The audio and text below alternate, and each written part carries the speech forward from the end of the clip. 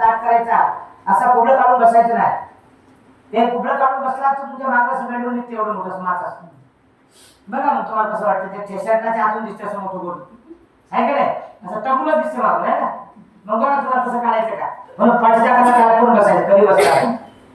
तर मग या जगात सर्वात निस्वार्थी प्राणी असेल तर ती म्हणजे आई आणि वडील आहे. लक्षात आलं? निस्वार्थी.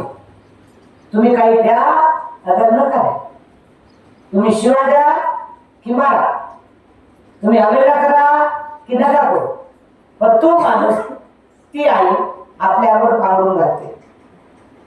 एखाद्या आईचा मुलगा दारू पित असेल आणि आमच्यासारखे भिकू जर गेले, आम्ही विचारलं साहेब कुठे गेले, थोडं बाहेर गेले कामाला गेला, नाही खूप चोपून आले झोपले मध्ये, ती म्हणते का दारू पिले.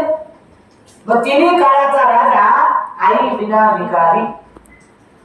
असं झालं म्हणजे आई आपल्यासाठी किती महत्वाची आहे, वडील आपल्यासाठी किती महत्वाचे आहे आणि त्यांच्यासाठी आपल्याला काय करायचं आहे.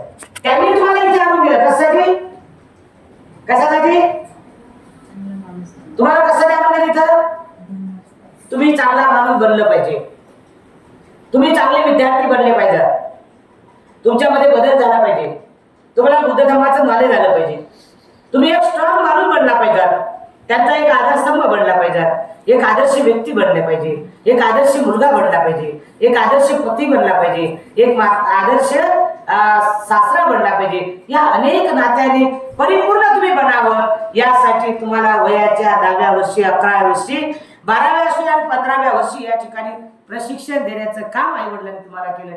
त्यांच्यासाठी जोरदार टाळ्या वाजवा. एक लक्षात ठेवा की ज्या आई वडिलांनी निस्वार्थ भावनेने तुमची सेवा केली, वयाच्या 20-21 पर्यंत आई वडील सेवा करतात, त्यांना काय मोबदला देता का? दिला का काय मोबदला? आम्ही तर दिला नाही, तुम्ही दिला असेल माहित नाही.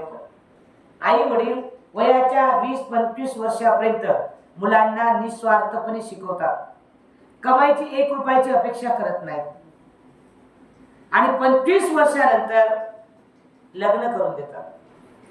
ती आलेली बाई एका वर्षामध्ये तू काय करत विचार करा तुम्ही. एका वर्षात आलेली बाई, तुझा पेमेंट किती आहे, तू किती कमवत, तुझ्याकडे काय आहे, माझ्यासाठी काय आहे, किती पेमेंट आहे. एका वर्षात ती बाई तुम्हाला वजाबाकी विचार करा तुम्ही. जी आई 9 महिने 9 दिवस पोटात ठेवते, 25 वर्ष दिवसांत तुम्हाला सांभाळते, 1 रुपयाची अपेक्षा न करता, 1 रुपया न घेता, तुम्हाला कधी हिशोब विचारत नाही, उलट तुम्हाला पॉकेट मनी खर्चाला देते.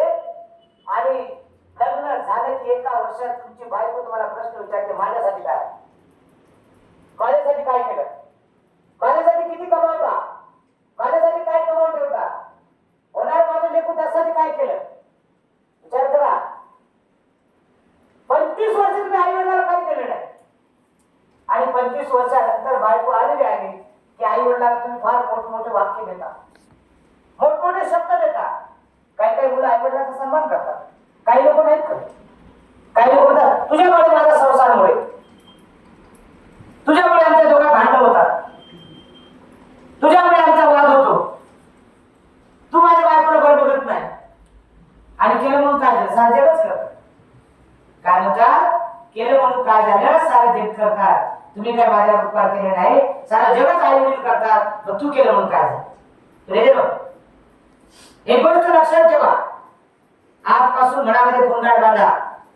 मी माझ्या आई वडिलाला कधी कोणासाठी केलं आणि माझ्यासाठी काय केलं, हा प्रश्न तुम्ही आई वडिलांना कधी विचारणार नाही.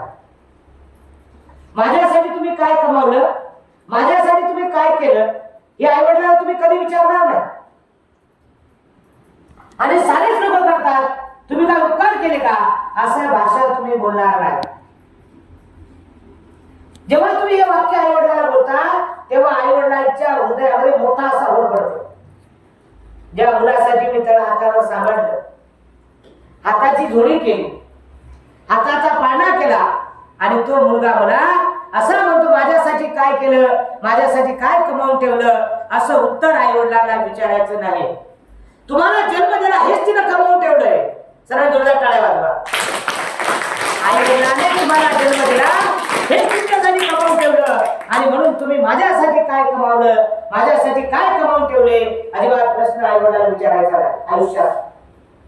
आई वडिलांच्या आगेत कधीच बोलायचं नाही. माझ्यासाठी काय करतं, माझ्यासाठी काय कमावलं, तुम्हाला जन्म दिला, हे मोठी कमाई तिने आयुष्यात केली. एवढं सुंदर जग तुम्हाला बघायला भेटते, एवढ्या सुंदर जगाचा अभ्यास करायला भेटते, एवढ्या सुंदर जगात आयुष्य आराम करायला भेटते. या सुंदर जगामध्ये तुम्हाला बंगला, गाडी, पैसा आणि त्याच्यात माणूस म्हणून जन्माला दिला, ही मोठी देणगी आई वडिलांनी दिली. म्हणून माझ्यासाठी काय केलं असं म्हणायचं नाही, हे सारे लोकच करतात असं म्हणायचं नाही. कारण आई वडिलांची किमया, आई वडिलांचे अनंत उपकार तुमच्यावर आणि माझ्यावर आहेत. म्हणून आई वडिलांबद्दल अशी प्रतिशब्द आपण कधीच बोलणार नाही. आई वडिलांना कधीच उलट उत्तर तुम्ही देणार नाही, हे आजपासून ग्रहित करायचं. आई वडील बोलला तुम्ही मोठा असं का लहान असा, आई वडील जर बोलला तुम्ही खाली मान घालला, उत्तर देणार नाही, त्याला प्रत्युत्तर देणार नाही. तुम्ही मी करतो, मी जातो, मी आहे, मी येतो, मी येणार ना. आई वडील जेव्हा बोलतात तेव्हा नीट आणि शांतपणे खाली मान घालून, मोठा माणूस एखादा बोलत असेल नीट शांत खाली मान घालून बघायचं, त्याच्याकडे असं मोठा नाही बघायचं. एखादा मोठा माणूस बघत असेल, बोलत असेल तर त्याच्याकडे नाही बघायचं, खाली मान घालायचं, ऐकायचं पुढं, आणि त्याच्यानंतर नम्रतेने उत्तर द्यायचं. योग्य असेल तर द्यायचं, आता ऐकून शांत राहायचं, स्वारी म्हणायची, शांत उभं राहायचं. मी करेन, मी घेईन, मी जाईल, अजिबात शांतपणे तो सांगते ते ऐकायचं, शांत निमूटपणे खाली बघायचं, आणि पुढे यस म्हणायचं आणि निघायचं, स्वारी म्हणायचं, निघायचं. ही नम्रता आहे तुमच्या जीवनात. हा तुमच्या जीवनातला दागिना आहे, विद्यार्थी दशेतला दागिना आहे, नम्रता, संयम. आपल्याला मोठ्या माणसाचा सन्मान करणे हा आयुष्यातला मोठा दागिना आहे, आणि याच्यावर तुमच्या आई वडिलांचं नाव चालत असते. आणि म्हणून आपण सर्वांनी आई वडिलांप्रती ही आदर आणि भाव ठेवला पाहिजे.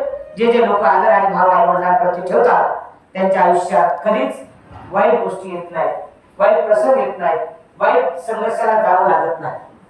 तर आज आपण या ठिकाणी आहार आणि विहार आणि आई वडिलांच्या जीवनातील अनेक प्रसंग, आपण आई वडिलांसाठी काय करतो या विषयावरती आपण या ठिकाणी आज चर्चा केलेली आहे. निश्चितच